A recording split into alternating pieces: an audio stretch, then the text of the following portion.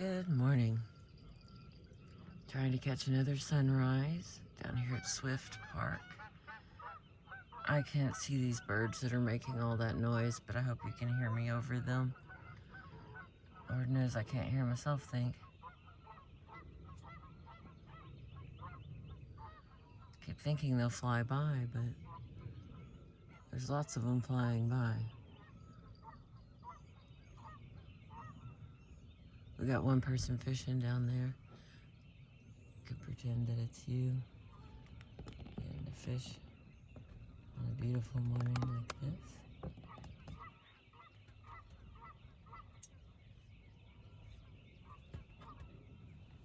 All right, I'm going to continue with our getting to yes, negotiating agreement without giving in. We're on page 50, talking about interests. The purpose of negotiating is to serve your interests. The chance of that happening increases when you communicate them. The other side may not know what your interests are, and you may not know theirs.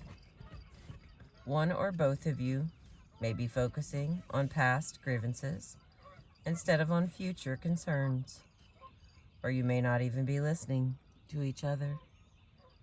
How do you discuss interests constructively without getting locked into rigid positions?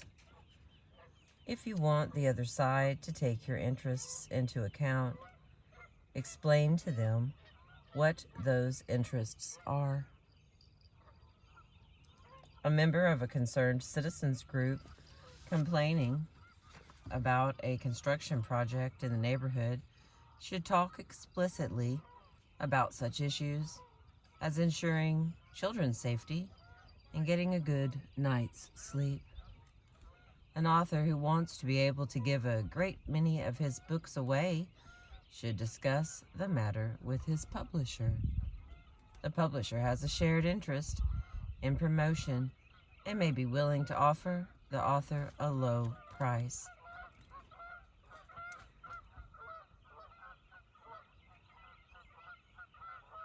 I just can't believe that all that noise is coming from somewhere I cannot see.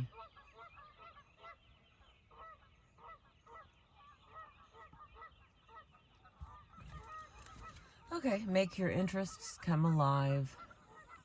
If you go with a raging ulcer to see a doctor, you should not hope for much relief if you describe it as a mild stomach ache.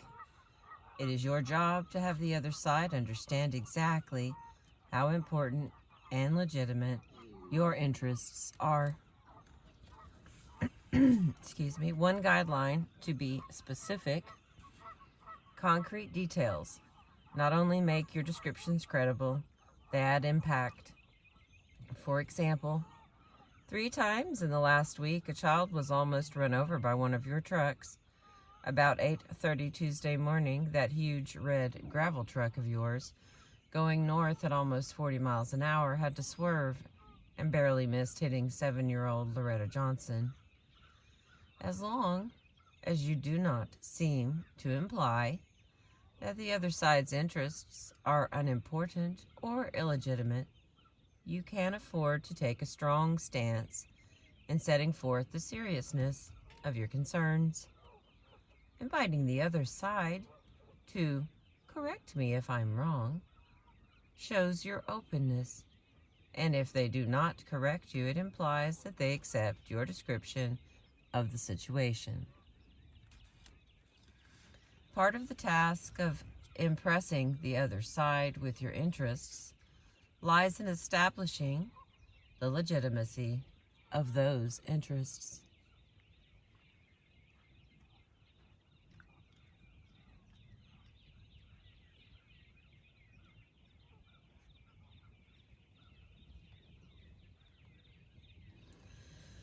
Alrighty.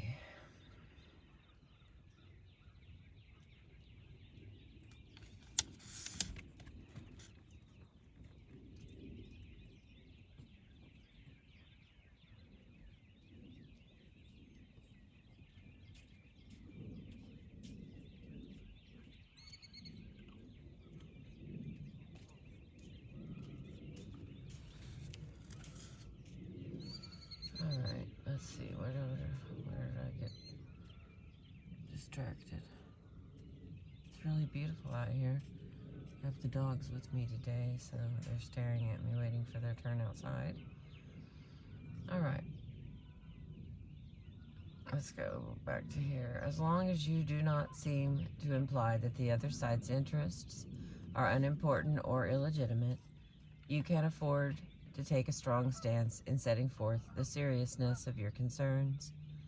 Inviting the other side to correct me if I'm wrong shows your openness, and if they do not correct you, it implies that they accept your description of the situation. Part of the task of impressing the other side with your interests lies in establishing the legitimacy of those interests.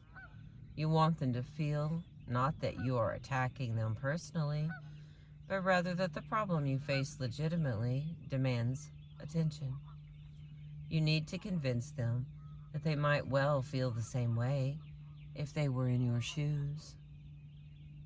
Do you have children? How would you feel if trucks were hurtling at 40 miles per hour down the street where you live? Acknowledge their interests as part of the problem. Each of us tends to be so concerned with his or her own interests that we pay too little heed to the interests of others. People listen better if they feel that you have understood them. They tend to think that those who understand them are intelligent and sympathetic people whose own opinions may be worth listening to. So if you want the other side to appreciate your interests, begin by demonstrating that you appreciate theirs. As I understand it, your interests as a construction company are basically to get the job done quickly at minimum cost and to preserve your reputation for safety and responsibility in the city. Have I understood you correctly? Do you have other important interests? In addition to demonstrating that you have understood their interest, it helps to acknowledge that their interests are part of the overall problem you are trying to solve. This is especially easy to do if you have shared interests. It would be terrible for all of us if one of your trucks hit a child. Put the problem before your answer. In talking to someone who represents a construction company, you might say, "We believe you should build a fence around the project within 48 hours, and beginning immediately should restrict the speed of your trucks on Oak Street to 15 miles an hour. Now, let me tell you why. If you do, you can be quite certain that he will not be listening to the reasons. He has heard your position and is no doubt busy preparing an argument against it. He was probably disturbed by your tone or by the suggestion itself. As a result, your justification will slip by him altogether. If you want someone to listen and understand your reasoning, give your interests and reasoning first, and your conclusions or proposals later. Tell the company first about the dangers they are creating for young children and about your sleepless nights. Then they will be listening carefully, if only to try to figure out where you will end up on this question. And when you tell them, they will understand why.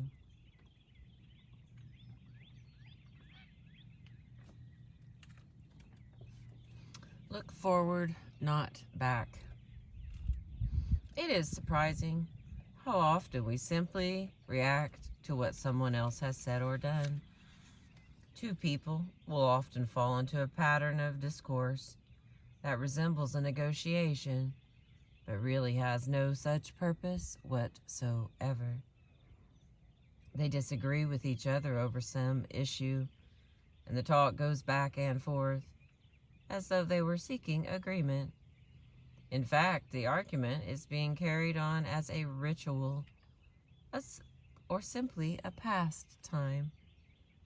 Each is engaged in scoring points against the other, or in gathering evidence to confirm views about the other that have long been held and are not about to be changed. Neither party is seeking agreement or is even trying to influence the other.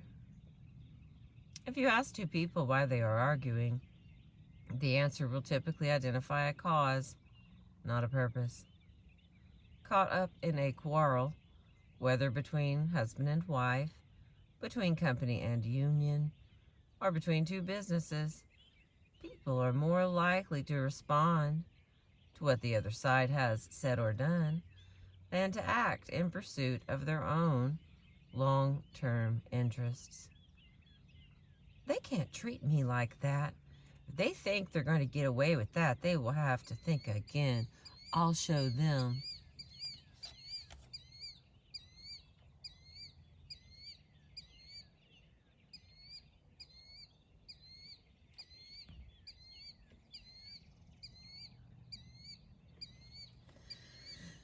Okay.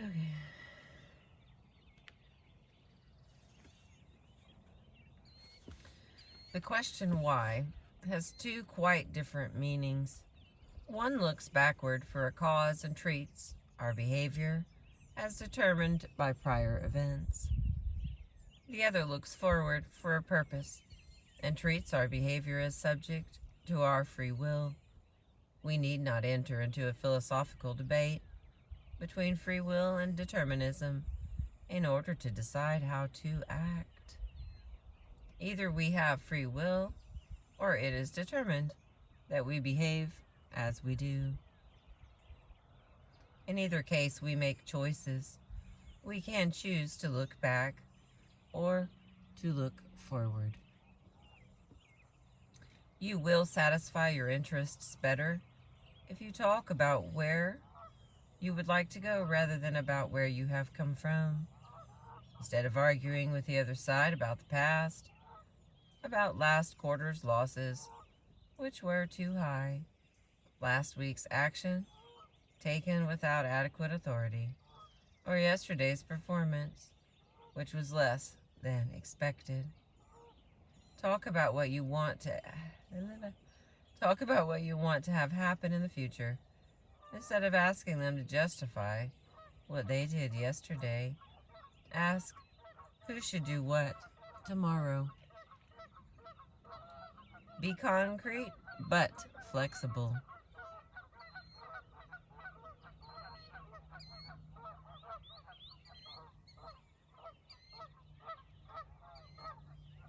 In a negotiation, you want to know where you are going, and yet be open to fresh ideas to avoid having to make a difficult decision on what to settle for. People will often go into a negotiation with no other plan than to sit down with the other side and see what they offer or demand. How can you move from identifying interests to developing specific options and still remain flexible with regard to those options?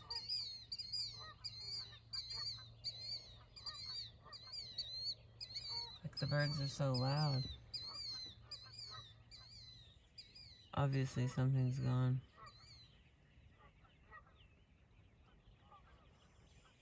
It's made everybody upset this morning. Jeez. Alright, where was I? How can you move from identifying interests to developing specific options and still remain flexible with regard to those options? To convert your interests into concrete options, ask yourself, if tomorrow the other side agrees to go along with me, what do I now think I would like them to go along with? To keep your flexibility, treat each option you formulate as simply illustrative. There we go. Think in terms of more than one option that meets your interests. Illustrative specificity is the key concept.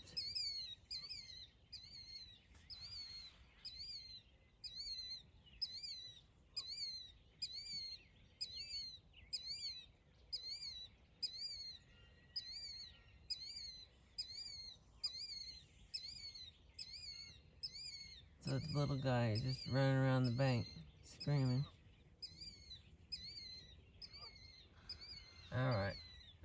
Much of what positional bargainers hope to achieve with an opening position can be accomplished equally well with an illustrative suggestion that generously takes care of your interest. For example, in a baseball contract negotiation, an agent might say that $5 million a year would be the kind of figure that should satisfy Henderson's interest in receiving the salary he feels he is worth. Come on, little bird, work with me here. Okay. Something on the order of a 5-year contract should meet his need for job security. Guys, we just have like a page and a half left. Stay with me. That little bird is quite steady. Alright, stay with me. Having thought about your interests, you should go into a meeting not only with one or more specific options that would meet your legitimate interests, but also with an open mind. An open mind is not an empty one. Be hard on the problem, soft on the people. You can be just as hard in talking about your interests as any negotiator can be in talking about his position. In fact, it is usually advisable to be hard.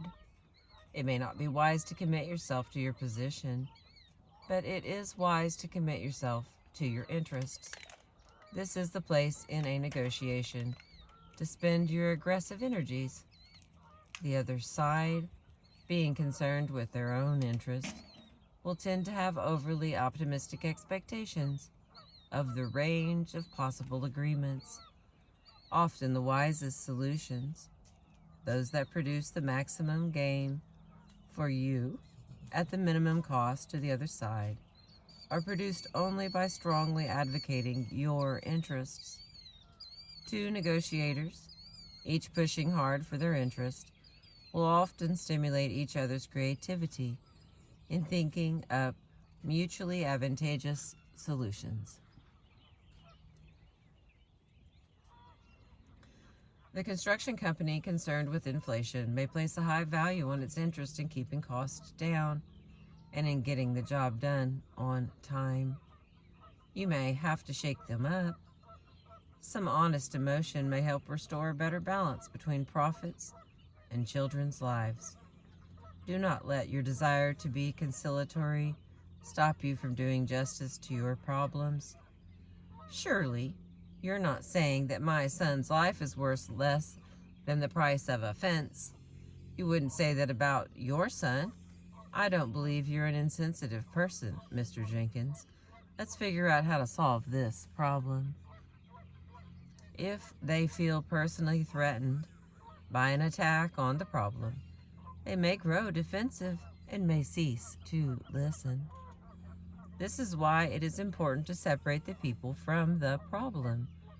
Attack the problem without blaming the people. Go even further and be personally supportive. Listen to them with respect.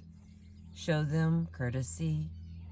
Express your appreciation for their time and effort. Emphasize your concerns with meeting their basic needs, and so on. Show them that you are attacking the problem, not them. One useful rule of thumb is to give positive support to the human beings on the other side, equal in strength to the vigor with which you emphasize the problem. This combination of support and attack may seem inconsistent. Psychologically, it is. The inconsistency helps make it work. A well-known theory of psychology, the theory of cognitive dissonance, holds that people dislike inconsistency and will act to eliminate it by attacking a problem, such as speeding trucks on a neighborhood street, and at the same time giving the company representative position support. You create cognitive dissonance for him.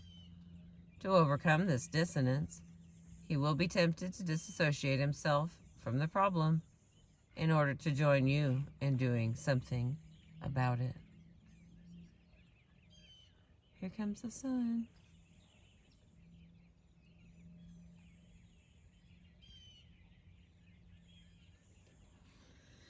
Fighting hard on the substantive issues increases the pressure for an effective solution. Giving support to the human beings on the other side tends to improve your relationship and to increase the likelihood of reaching agreement. It is the combination of support and attack which works. Either alone is likely to be insufficient. Negotiating hard for your interests does not mean being closed to the other side's point of view. Quite the contrary. You can hardly expect the other side to listen to your interests and discuss the options you suggest if you don't take their interests into account and show yourself to be open to their suggestions. Successful negotiation requires being both firm and open. All right, that is the end of chapter 3. From the section, the method is focused on interests, not positions. The next is chapter 4, and we'll be on page 56. And it's called Invent Options for Mutual Gain. I've been reading to you from Getting to Yes, Negotiating Agreement Without Giving In by Roger Fisher, William Ury, and Bruce Patton. It looks like this man may have caught a fish. So I'm going to hang on just a second. Oh, no, he just caught a rock.